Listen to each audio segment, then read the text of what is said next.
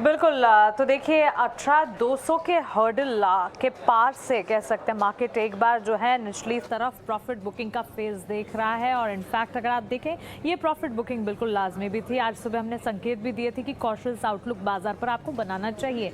बाजार ने दिन भर में अपने आप को संभालने की भी कोशिश की और सेकेंड हाफ में अगर आप देखें तो बैंक्स फाइनेंशियल्स काफ़ी हद तक संभलते हुए भी दिखे और थीम्स कई सारे रहे। इनफैक्ट ब्रॉडर इंडेक्सेस की अगर बात करें, ब्रॉडर इंडेक्सेस में इस वक्त हमारे निशान के साथ ट्रेड्स देख रहे हैं। निफ्टी ऑफ कोर्स एक टाइट रेंज में ही दिन भर काम करता रहा, लेकिन इसके अलावा कई सारे स्टॉक स्पेसिफिक मूव्स थे और आज थीम्स थे जो प्ले आउट कर रहे थे। क्रूड करेक्शन का थीम था जिसके चलते हमने देखा paint stocks, tyre stocks, aviation place में अच्छा खासा एक्शन देखने को मिला। ये सारे के सारे स्टॉक्स में अच्छी मजबूती थी और इनफैक्ट टायर स्टॉक्स में जो रैली थी वो दिन की शुरुआत से ही बढ़ती चली गई और कई सारे स्टॉक्स थे, सीएट, जेके टायर, अपोलो टायर, जहां पर अच्छे खासे एक्शन के साथ मूव्स ऑन पॉजिटिव फ्रंट देखने को मिले।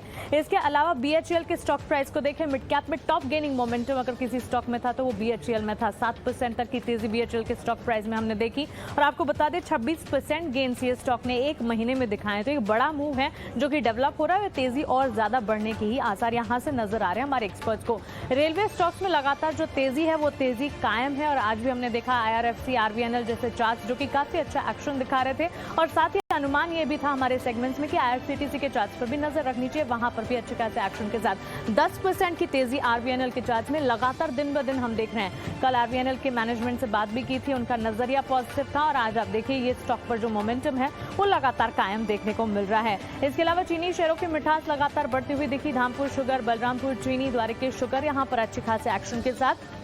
मिड कैप में ये भी थीम था जो कि अच्छा खासा प्ले आउट कर रहा था। अब आइए लार्ज हैवी वेट्स में कहां पर टॉप कंट्रीब्यूशन दिख रहा था उस पर नजर डाल लेते हैं। हमने देखा आईटीसी, नेस्ले, कंजम्पशन थीम थी। इनफैक्ट सेक्टर स्पेसिफिक चाल तमाम सेक्टर, तमाम पॉकेट्स में आज कॉशियस ट्रेंड था, लेकिन कंजम्पशन प्ले में एफएमसीजी में एक्शन देखने को मिल रहा था। पेंट स्टॉक्स में एशियन पेंट्स जैसे हैवी वेट्स में अच्छा खासा एक मजबूती के साथ ट्रेड देखने को मिला।